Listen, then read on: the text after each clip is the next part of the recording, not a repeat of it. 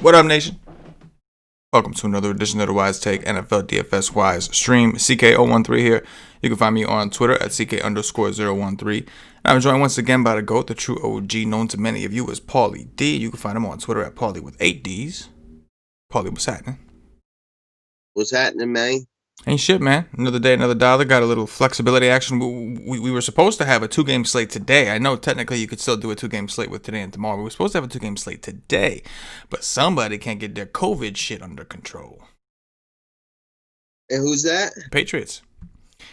Fucking Patriots. The fucking Patriots, man.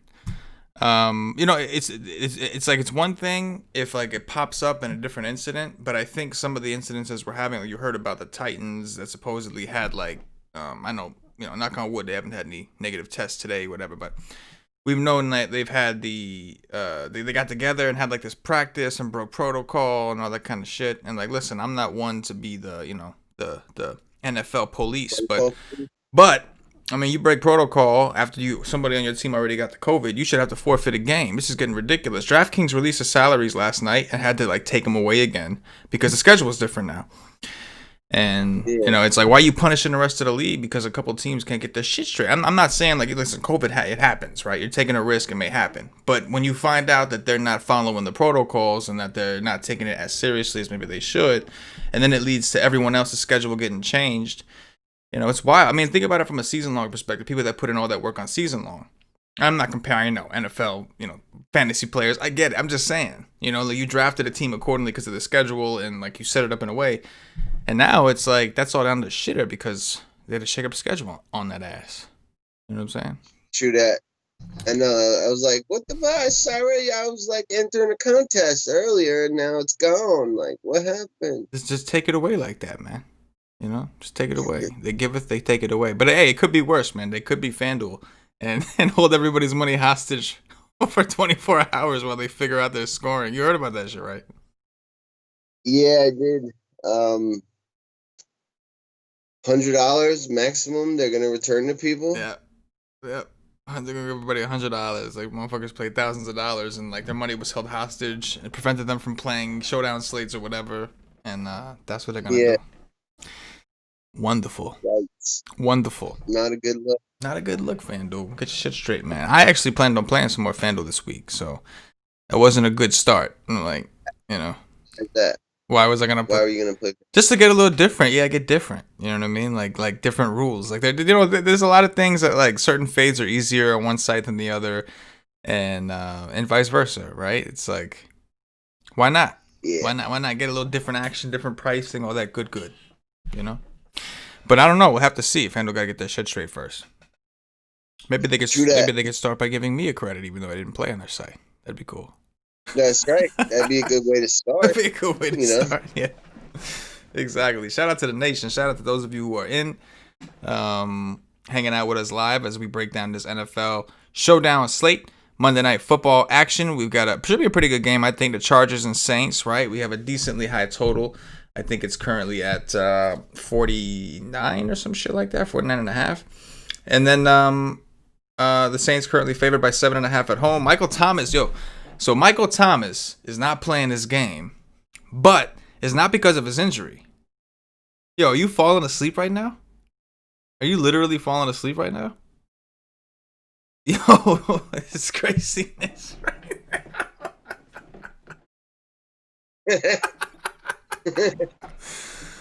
Oh my god. Bro, I'm tired. Oh, clearly, bro. Clearly. It's all good though, man. It's all good. Paulie lives that hustle life, man. No days off for Paulie D, and it is showing. That was good. I heard you saying it to me, but I was like dreaming it. I was like, like, nah, I'm not sleeping. Right, you're sleeping. You're sleeping. So you heard about Michael Thomas? He's apparently healthy enough to play, but they decided to bench him because he got into an altercation. Yeah. Yeah. Glorious for my season-long team. I lost my season-long team by like 11 points because I had I don't know, Dick Cuddy McGee in there instead of him. So yeah. Not too happy with Thomas right now. No, not too happy at all. With that said, we'll jump right in so Paulie can get some snooze action. Start me off. We'll break it down into sides. Let me just pull up this screen here. Start me off with the road team, man. Talk to me about the Chargers. Yeah. Chargers. This is what I like. All right. Give me some Keenan Allen. That's the dude that he's going to throw to the most. We've seen that even when Mike Williams there before he got injured. Even after, the dude's got like 40 targets in his last 3 games. Saints secondary is a little bit banged up, not as last week, but I kind of expect them to lead and Chargers be playing from behind, although that's kind of 50-50. But I just expect the Chargers to have to throw. They're missing Eckler. And he seems to kind of lock in on Keenan Allen. I do think Mike Williams makes for an interesting pivot, interesting pairing, interesting captain, so that you can kind of load up on studs and be contrarian with your captain spot. I don't really love the running game. If I had to pick one, it'd probably be Justin Jackson. Josh Kelly is all right, but I like the savings and the lower ownership on Justin Jackson. Really like Hunter Henry, and that's it. I'm with you on the running game. I'm not really interested in the running game. I actually do want Herbert, and I think it's because, I don't think. It's because the Saints have been good against the run. So I agree with you. I think they're going to be trailing. I think they're going to be throwing a lot. And to get even more specific, I'm cool. Obviously, I'm not going to tell people not to play Keenan Allen with his monstrous target share that he's had since Herbert's taken over. But I really like Hunter Henry in this spot. We saw Darren Waller feast on the Saints on a primetime type situation. And Marshawn Lattimore should be shadowing our boy over there. What's his name? Dick Cuddy. I just said it. Keenan Allen. So I'm expecting Marshawn Lattimore to be busy with Allen. I think that's going to open up some things where they're vulnerable for the tight end. So I like Hunter Henry a lot. He's actually one of my favorite captains as well. And then you can come into this value time. We're waiting on the status of Mike Williams. Has anybody heard anything on Mike Williams? I still haven't heard. Do you know? I heard he's active. On track. He's active. Okay, yeah, he's active. Yeah. So I like Mike Williams, man. I mean, I was hoping he was out because then we could have been looking at some value, like the Tyron Johnsons, who, by the way, even though he caught a 52-yard touchdown, he actually didn't play much. He played like 18% of the snaps and just happened to catch a touchdown. Jalen Guyton played on like 87% of the snaps, caught a 72-yard touchdown. But yeah, so I think both of those guys are kind of not as great with Mike Williams there, but I do like Mike Williams and Herbert for show from this team, and I'm not into the running backs either. Paulie, talk to me about the Saints. Saints is like the absolute opposite. It's like I like the running backs, obviously Alvin Kamara, Chalk City and the captain. I don't see why you won't play him on like 80% of your teams in the showdown. I'm cool with 100. I like Latavius Murray. We saw him do the dirty and vulture 2 touchdowns last week. Get I think it was like 15 carries, not much pass game involvement, like 1 or 2. But that seems to be their strength. Chargers do have 2 good corners. So with New Orleans missing their good receivers, I'm not that into their wideouts, although Traquan or Emmanuel Sanders, I think, are just good kind of filler plays in the slate. Not going to use them in the captain spots. Probably only really looking at Kamara as a captain from the Saints side. If I had to go anywhere else, it'd probably be Jared Cook. And I do think Adam Troutman is a good idea as like a value play that, did nothing last week as chalk and maybe scores a touchdown today and wins you a tournament in Showdown. I know. I let your boy. Yeah, Kamara, man, he's the guy, right? He's the guy. The Chargers, beginning of the season, looked like they were going to be good against the run, but their defensive line is just really banged up right now. Just really banged up. And last week, we saw Ronald Jones do dirties on him. And 20 carries, went for over 100 yards. Kamara is getting the work. That's one benefit to Thomas being out is we know it's going to Kamara. I think the question is it just Kamara or is it Kamara and Lat Murray? And Lat Murray's getting double-digit rushing attempts in every game. He's just not getting no pass game work. So I think Lat Murray is actually in play, but obviously Kamara is the play. And then I'm okay with Breeze, but I think I prefer Herbert because I don't know if Breeze is going to have to do as much. And they do have that vulture lying around there, Taysom Hill, who could run a dirty in on you. And I'm with you on the receivers. I prefer Traquan Smith to Eman Sand just because, I mean, Sanders hasn't been as bad as it's looked on camera. If you look at his game logs, he's getting targets, he's got receptions. He's only had one game where he didn't have a double-digit outing. But Traquan's the one getting the touchdowns, man. And that's what we're looking for at the end of the day, is touchdowns. So I'm with it. Cook is kind of interesting. I mean, tight ends have been okay against the Chargers. They haven't been bad. And again, they're banged up. But it's really Kamara in the run game I'm interested here. For show. Talk to me about some defense, special teams action. You interested in anything there? So the Saints stud kick returners out, Deontay Harris, which is a big blow to their defense special team situation.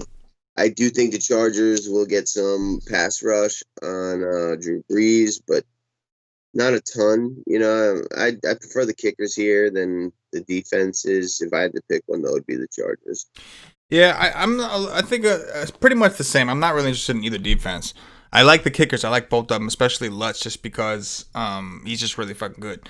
But I think if I had to pick one, I would pick the Saints, just because I think the Chargers have to throw more. So I'm expecting a higher probability of a pick, some dirty schnat like that. So if I had to pick one, I'd pick the Saints. But I'm with you. I'm not really in either of them. I think both kickers are viable. I like Lutz a little bit more. Who are the guys you're considering captaining though? Mike Williams, Keenan Allen, Hunter Henry, Kamara, Jared Cook. It's glorious. I'm just reading some of the YouTube chats. That shit was funny.